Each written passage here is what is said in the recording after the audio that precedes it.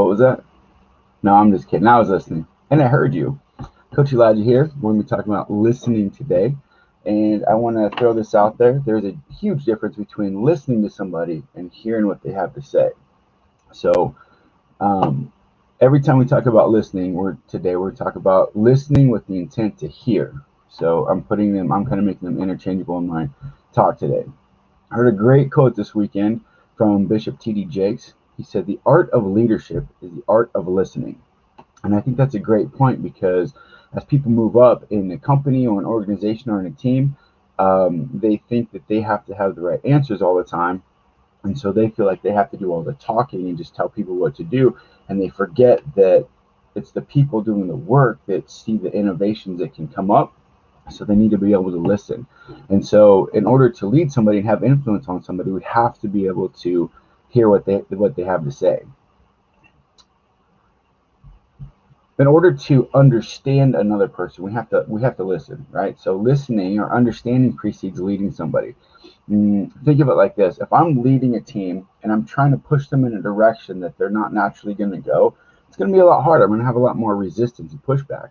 But if I'm leading somebody and I'm pulling them along with me and I'm understanding where they want to go and they're wanting to go where I want to go, when I'm pulling them with me, that means they're already going in the same direction that I'm going in, and that makes things a lot easier for the leader because all I have to do is pull them along in that direction. If I'm trying to push them, that means there's more resistance. That means we're missing something somehow, right? The understanding and hearing each other is not happening.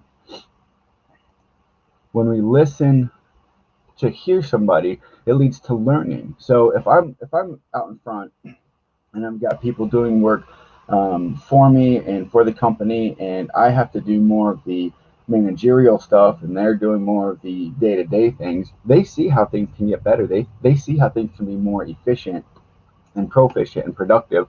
So if I can listen to what they're saying, it makes the entire team even better. But if I say stuck in my idea that this is how we've done it, this is how we're going to do it, I see the big picture, then it actually holds me back, and I'm not learning better ways of doing things. I'm not learning what some of the sticking points are that they're facing. I'm not learning what their frustrations are. All I'm doing is probably adding to them in that case. Just read this morning. Great Cherokee proverb says, "Listen to the whispers and you won't have to hear the screams." So if we listen to the little things, we won't have to, a lot of times we won't have to deal with the big things. So people will start talking about things when they're a frustration. When they become something that is holding them back, that's when they start yelling. When it's getting in the way of them being able to do their job, when it gets in the way of them being able to move and grow, that's when it gets louder and louder. So if we listen to things and we're constantly listening to things and we hear them when they're smaller, when they're little, when they're just beginning, a lot of times we can squash those things and prevent them from getting too big and too much of a side ache. Listening builds trust.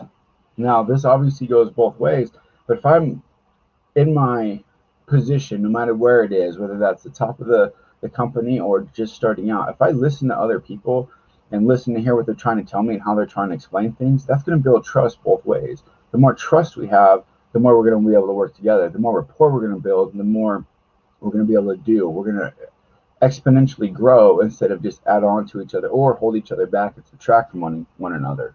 So listening is key to in all of these things.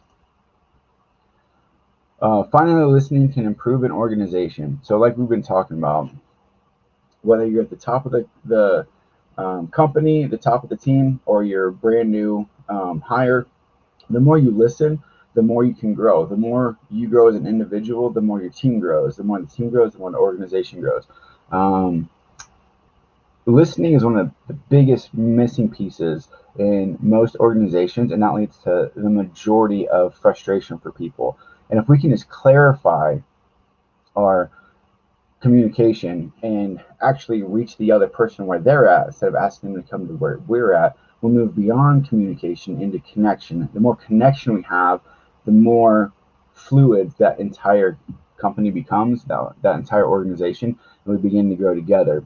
So my challenge to you today: go out, start listening more, and start talking less, and listen to hear what the other person has to say, not listen to just respond with what you have to say. So have a great day.